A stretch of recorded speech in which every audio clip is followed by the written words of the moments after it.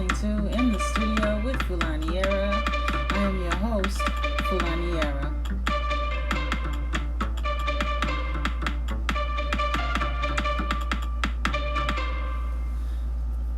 All right, let's get into today's topic, which is, are protests effective? I want to give a big shout out to my supporter, GGIM. Please go to ggim.com to visit the latest of what's happening on the House of GGIM. Okay, so want to talk about protests. You know, there's a lot of protests that have been going on across America, spearheaded by the visual death of George Floyd. George Floyd was killed live and in living color, and his death sparked outrage that spilled over to protesting. This country has a constitution that says that we as American citizens have a right to protesting. We have a right, according to the ACLU.org, we have the right as fellow citizens to protest or peaceful assembly. The Constitution affords us that right, freedom of speech as well. And they break down free speech, internet speech, student speech and privacy, employee speech and whistleblowers, intellectual property, rights of protesters, repression of peaceful protests, flag burning or desecration, protest buffer zones, spying on protests. You get some of the things you can and you ought not do, this government ought not do to protesters. We have the freedom of press, photography rights, artistic expression, demanding campaign finance reform. There's so many things that we can do as protesters that we have the right to do. And what I have seen over these last months, is a breakdown of government. This pandemic has opened up Pandora's box for sure. The lack of our governments to be equipped and able to deal with this pandemic. As America, every state is becoming a hotspot. Every city is becoming a hotspot. Every county is becoming a hotspot for this pandemic, but also becoming a hotspot of protests, unrest. There is a lot going on in our local communities, local continuums that these governments are not addressing. Blacks, African Americans are still being terrorized by racists, and it's unbelievable that they are, which is prompting them to be out in protest. We're viewed as minorities, and we're not minorities. We are Americans. We have just as much rights as anybody in this American system. And to see a man or a woman, no matter the race, be killed by government employees, and for this government and for these governments, I should say, to not take such action seriously when they're always inundating their own employees with ethics, they are dismantling really government. The dismantling of government is done by the hands that are in government. You can't tell me you investigating yourself and don't find that the actions of many of these police officers who are employees who get paid by the tax dollars that they bring in, and citizens pay a lot of stuff to keep local governments running. Fees, fines, dues, on a number of things dealing with the government.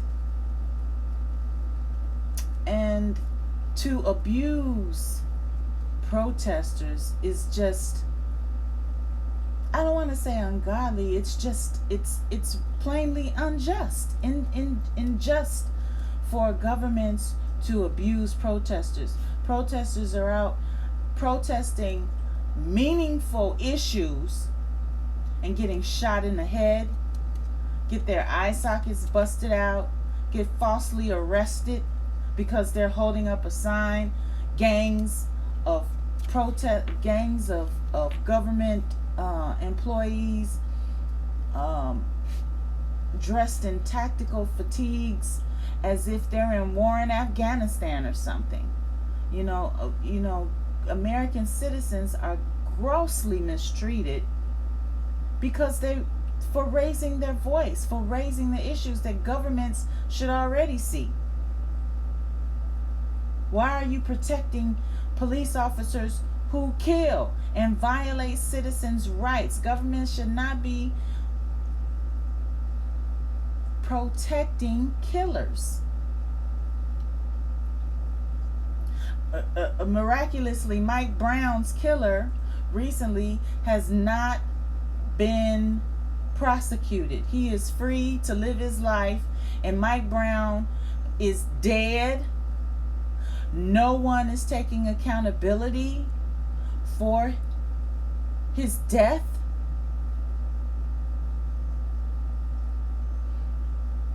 And when we look at all of the people who have been killed by police, such as George Floyd.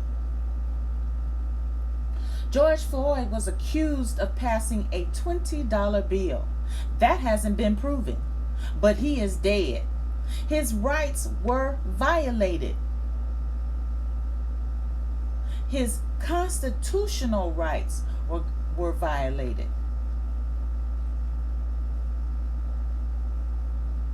He was killed by asphyxiation by a police officer driving his neck on his back with the assistance of three other police officers and a lookout. None of the other men did anything to help. And when you look at all of these videos of African American men mostly getting killed, they're not offered assistance. They get their limbs broken. They get their eyes busted open. They get choked to death. They get strangled to death.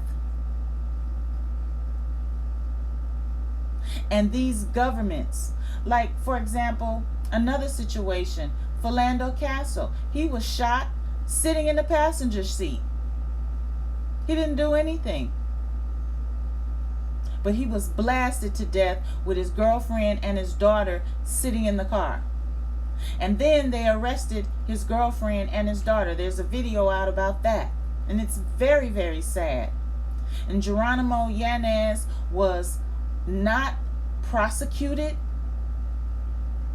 He was allowed by agreements between him, his union, and the city of St. Paul.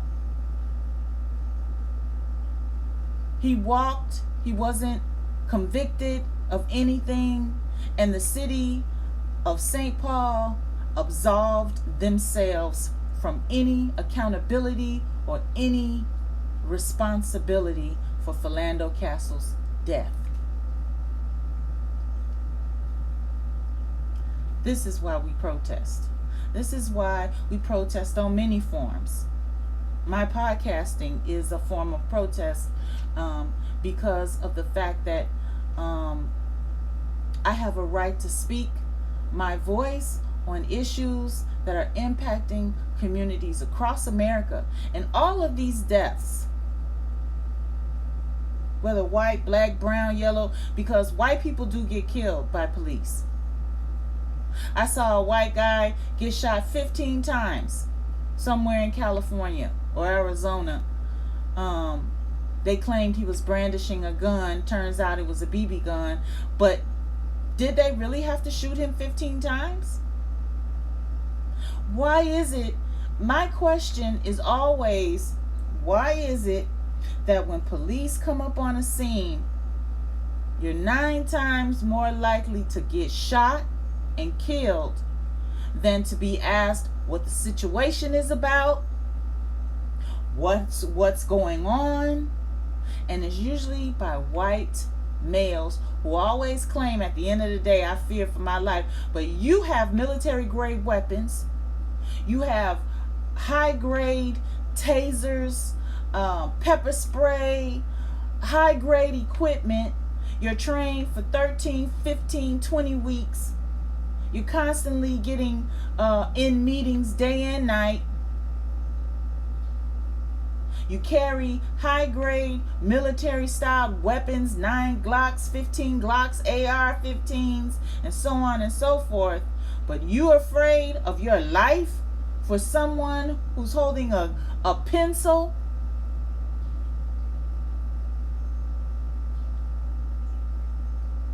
I blame the mayors and city councils for this behavior that we are seeing today.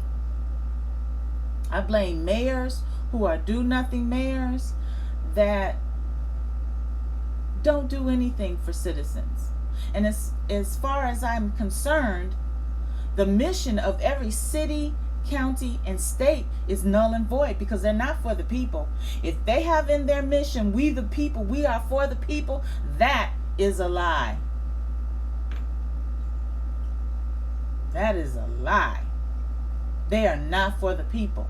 You can't tell me you're for the people and you're instructing police officers to go in the street and handle things. You're going into the streets with, you're deputizing white citizens above all other citizens. Okay? You're deputizing white citizens that other citizens don't know about. You kidnapping citizens off the street, taking them God knows where, doing God knows what with them. That you are for the people. You can't be for the people doing these egregious things. You can't. Can't be for the people. We have a right to protest. That is our right. We don't vote for the president, but we do have a right to protest how these governments are run. And our rights and the rights of protesters should be respected. Government should say, let me sit down with the people. Let me go into all the communities, not just some communities. We don't use, half the time, many of these governments don't use the technologies they have. Many of these mayors don't speak. The police speak. If you notice that police are more, and 99% of the time, police are more inclined to go out and speak. They get the public relations department, the police public relations to come out and speak. The mayors don't come out and speak. City commissioners and councilmen and aldermen and aldermen and etc. They don't come out and speak.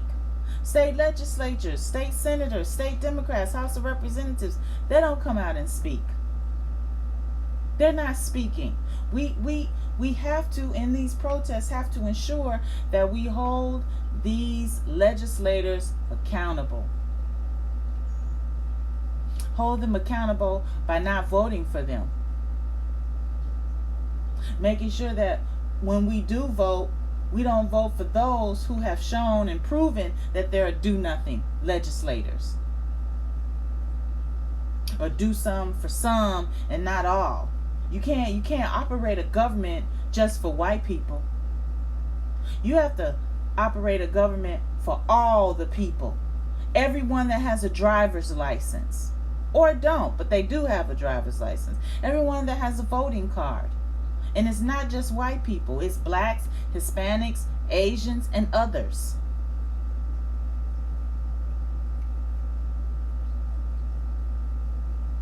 I recommend that we maintain our protesting rights, that we use our voices across all social media forms to let our governments know that there must be change. Government reform is needed. Like Colorado, they just did they made some amazing reforms in terms of making sure that police are accountable and held accountable and responsible for their actions. Passing legislation to make them responsible for their actions. I agree with that. I'm happy that that has happened, and that has only happened through protesting. So protesting is effective in some areas that moves government in the right directions, because change is inevitable. You know, you can be a conservative, alt-right, neo-left, alt-left, whatever, but at the end of the day, change is necessary in order to progress to the next levels. We all want change. We don't want to go back. Nobody wants to go back in the past. And we shouldn't be in the past. I saw a meme the other day that says that has a Nazi flag and a Confederate flag. America beat both of them. America beat the Germans and America beat the Confederates.